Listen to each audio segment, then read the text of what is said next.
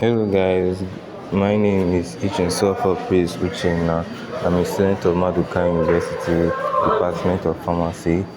I'm here to discuss about a novel named The Leader Who Had No Title by Robin Sharma. And this novel has like 8 chapters. Let's start with chapter 1. So chapter 1 talks about Blake's background. There was a man named Blake Davis. He was born in Malawi but lived almost all his life in New York. His mom was the kindest person he has ever met and has known his father to be a very determined person. Blake's parents didn't have a lot of things. They were not wealthy but had superb values and self-respect. Blake Davis was a good kid. He did very well in school, popular with girls, and he was shaped in so many ways. But everything changed once his parents died. He lost focus and confidence in himself. Life was not easy for him. He drifted from one job to another, which was a means of paying his bills rather than a platform to express his best. Eventually, he decided to enter into the army, which helped him feel a sense of belonging. A lot happened in his stay in the army. His school friends and colleagues were brutally killed, which dealt with him mentally. Later on, he went back to one of his best gifts, which is the love of learning, especially through books. So he began to work at a bookshop, but on a fateful day, a stranger visited him at this bookshop, and with one or two conversations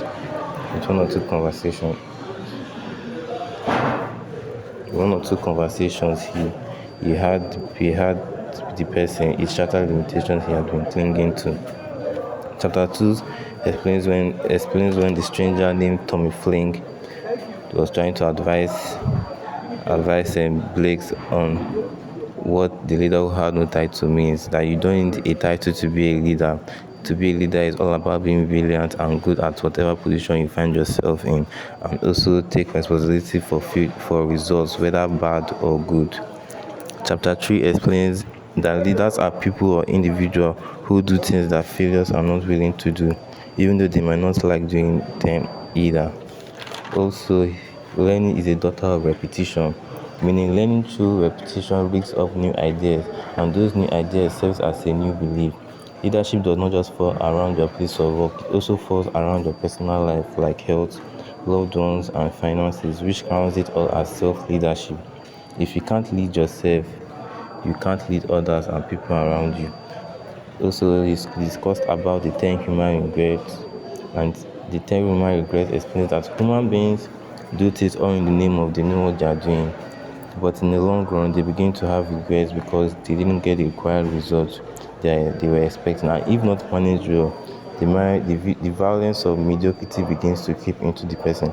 However, success is created through high level of discipline and commitment, and there is always a reward for leading. The rewards could be joy, happiness, fulfillment, conquering the spirit of fear and persistence. Chapter 4 also explains that the greatest freedom each of us has as a person is the freedom to choose how we view our roles in this world, and the power to make decisions in whatever condition we find ourselves in.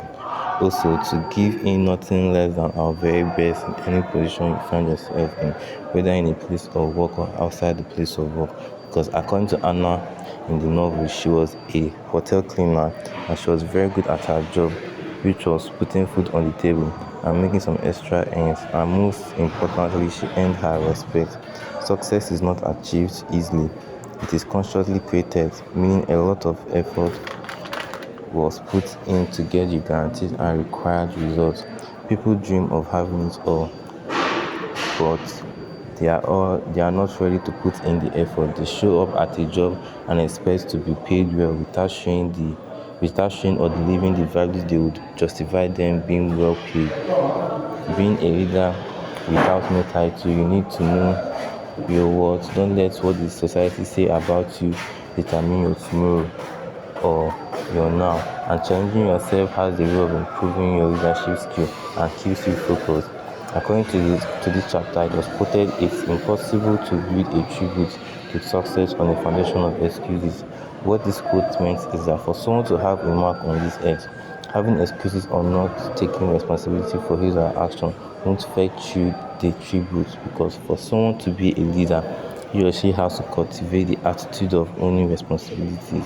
Leadership is about being innovative, that is being creative, and that creativity comes with a level of uniqueness which makes the result to stand out in a very special way, and the cause of this creativity is making this day better than yesterday.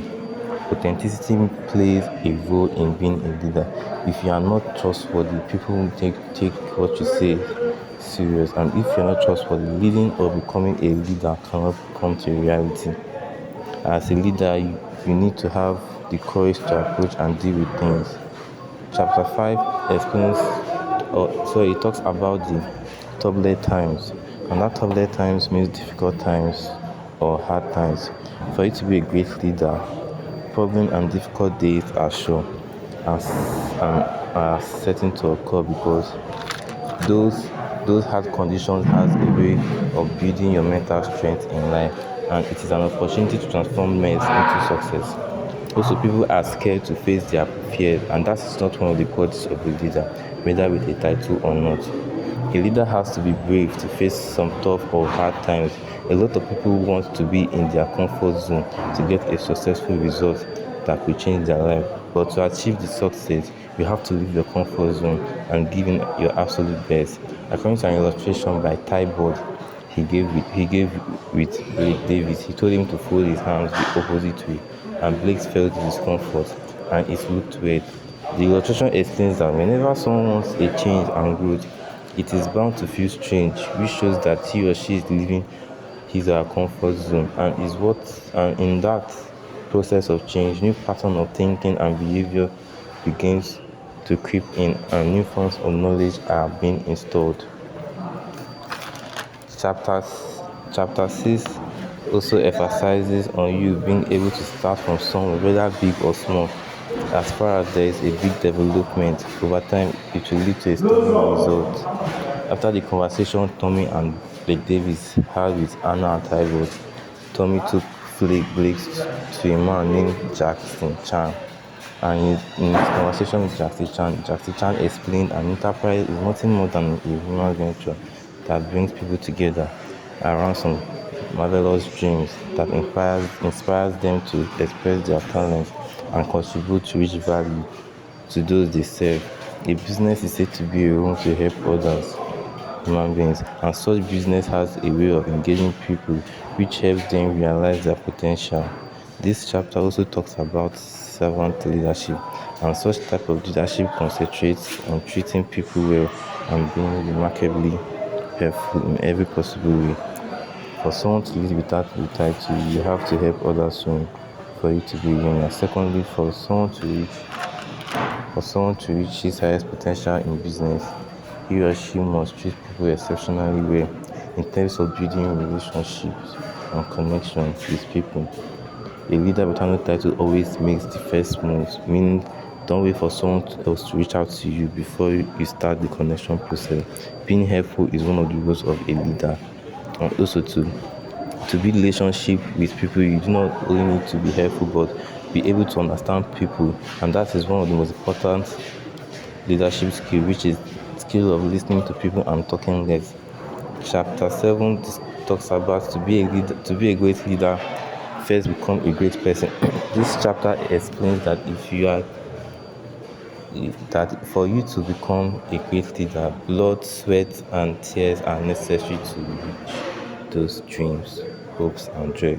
Also, for someone to ascertain success and greatness, he or she needs to have the understanding and zeal to obtain greatness, which is not an easy task, because according to this chapter, it was stated that you can't unleash peak performance at work until you feel like performing at your peak.